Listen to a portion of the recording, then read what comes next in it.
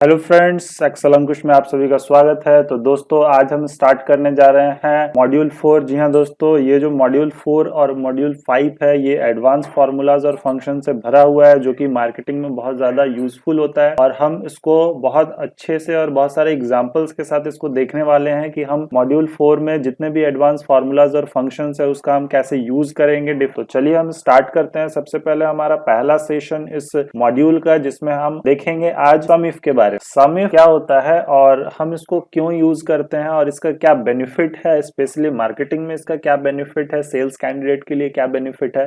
तो मैं आपको एक चीज बता दूं, जैसे कि हमने पढ़ा था कि अगर आपको कोई डेटा को सपोज इस कॉस्ट को आपको ऐड करना है तो आप सम फंक्शन से इसको ऐड कर सकते हैं। लेकिन सपोज मैंने आपको कंडीशन दे दिया कि आपने इस कॉस्ट को ऐड किया, लेकिन इस कॉस्ट में केवल वही कॉस्ट इंक्लूड होना चाहिए जो कॉस्ट मेरा सर्विस में लगा है। सपोज जो कॉस्ट मेरा ब्रेकर्स में लगा है, जो कॉस्ट मेरा टायर्स में लगा है। तो मैंने कंडीशन अगर दे दिया, कंडीशन स्पेसिफाई कर दिया, तो उस केस में आप कैसे उसको इवेलुएट करेंगे, कैसे फाइंड करेंगे, तो इसको आपको जानना जरूरी होता है। और इसको आप कैसे निकालेंगे, कैसे फाइंड आउट करेंगे, तो चलिए देख। सपोज मुझे ब्रेकर्स का निकालना है, ठीक है। मैं यहाँ पे लिखता हूँ ब्रेकर। जिसका आपको निकालना है उसको सबसे पहले राइट में, लेफ्ट में कहीं पे लिख दें आप, ठीक है। ब्रेकर्स लिख दिया। अब इसका मुझे क्या चाहिए, टोटल कॉस्ट चाहिए।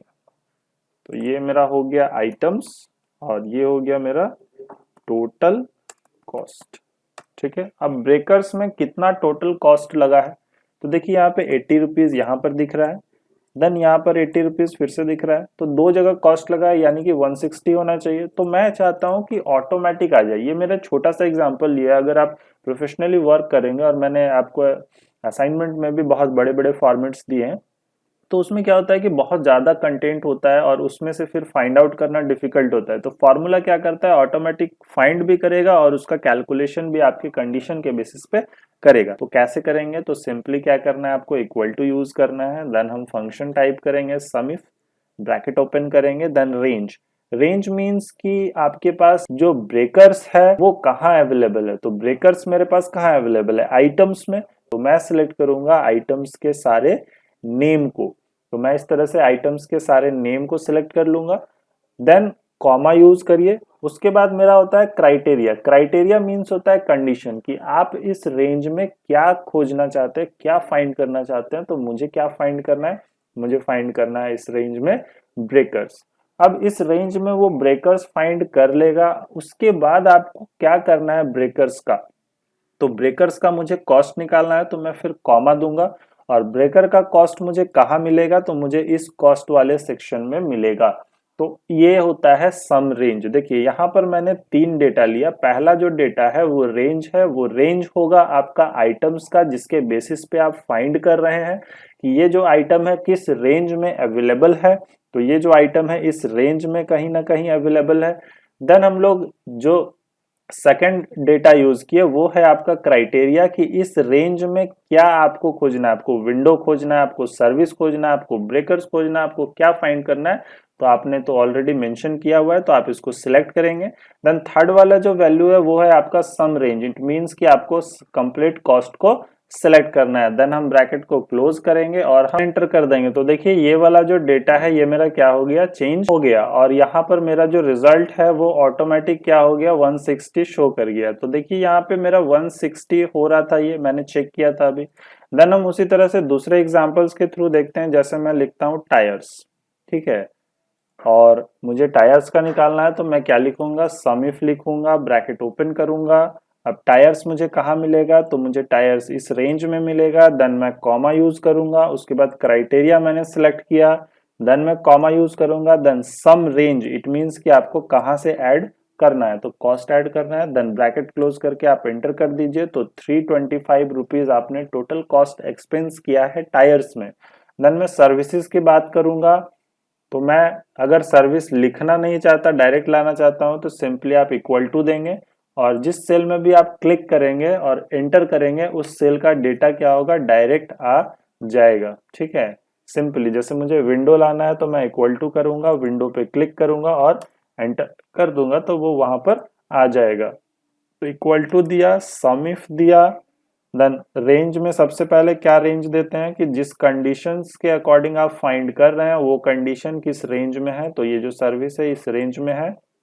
Then comma service, then comma आपको किसको ऐड करना है, तो मुझे इसमें से सर्विस को ऐड करना है। देन ब्रैकेट क्लोज करके एंटर कर दीजिए, ये रिजल्ट आ गया। तो इस तरह से आप सारे वन बाय वन निकाल के चेक करें कि कैसे हम फाइंड आउट कर सकते हैं। देन नेक्स्ट कंडीशन की मैं बात करूंगा, तो सपोज मान लीजिए कि मेरा जो कंडीशन है वो ये है कि जितने भी कॉस्ट है जो 100 रुपीज से अबव है, जो 100 रुपीज से बिलो है, उसको मुझे ऐड करना है। तो सपोज मान लीजिए मैंने कंडीशन दिया ग्रेटर देन 100, ठीक है, और मुझे सारे 100 वाले से ज्यादा जो भी है उसको ऐड करना है। तो मैं क्या लिखूंगा, सिंपली मैं लिखूंगा इक्वल टू सम इफ, थोड़ा सा यहाँ पे चेंज होगा।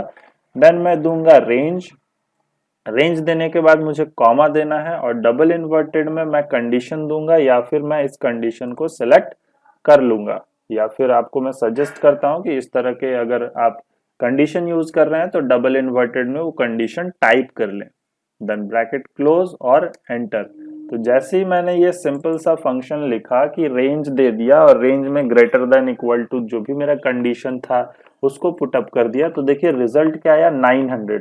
लेस देन 100 फाइंड करना है, मैं कंडीशन यहाँ पे देता हूँ लेस देन 100, मैं क्या करूंगा इक्वल टू समिफ यूज करूंगा।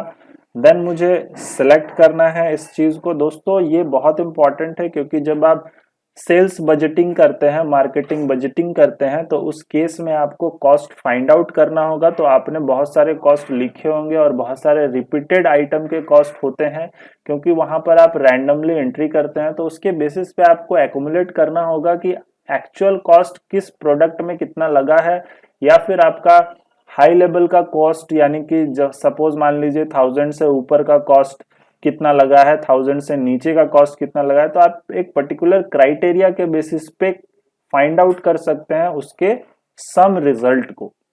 देन मैं यहाँ पे कंडीशन लिख देता हूँ लेस देन 100।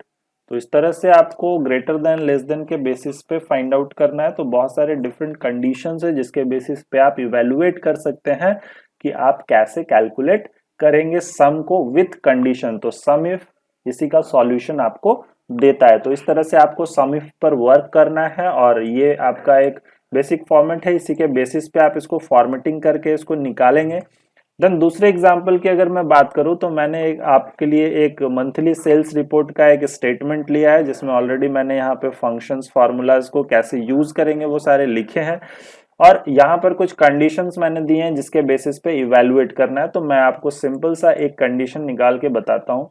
जैसे सपोज यहाँ पे कुछ ब्रांचेस और employ name, department, region, product, brand, कुछ डिटेल्स यहाँ पर दिए हुए हैं, और मुझे निकालना है कि गुवाहाटी में कितना टोटल सेलिंग हुआ है, पटना में कितना टोटल सेलिंग हुआ है, चेन्नई में कितना टोटल सेलिंग हुआ है। तो उसको हम कैसे इवेलुएट करेंगे, तो मैं सिंपली गुवाहाटी का निकाल के आपको दिखाता हूँ। तो गुवाहाटी में गया, मैं लिखा equal to sum if, then sum if लिखा, तो मेरा कंडीशन क्या है गुवाहाटी। तो गुवाहाटी मुझे कहाँ अवेलेबल होगा, तो मुझे ब्रांच में अवेलेबल होगा। तो मैं क्या करूंगा, इस ब्रांच को सिलेक्ट कर लूंगा। सिलेक्शन में गलती मत करिएगा, सिलेक्शन ना तो ज्यादा होना चाहिए ना ही कम होना चाहिए, इस चीज का खास ध्यान रखिएगा, ठीक है। देन इसको सिलेक्ट कर दिया, उसके बाद कॉमा यूज करूंगा। कॉमा के बाद मैं क्या करूंगा, इस गुवाहाटी को मैंने सिलेक्ट किया। देन कॉमा देके क्या फाइंड करना है, तो इसका टोटल, तो टोटल मुझे यहां से अवेलेबल होगा। तो 3 डेटा हमेशा ध्यान रखिएगा। पहला होता है कि कंडीशंस कहां पर अवेलेबल है, दूसरा कंडीशन क्या है, तीसरा आपको किस रेंज में ऐड करना है, किस रेंज से जोड़ना है। तो ये 3 चीज को ध्यान रख के और उसको आप सेलेक्ट करें और इंटर कर दे। देखिए यहाँ पे मेरे पास रिजल्ट आ गया, क्योंकि गुवाहाटी एक ही जगह पर है तो ये डायरेक्ट 50,000 रिजल्ट दे दिया, अदर प्लेसेस पे अवेलेबल नहीं है।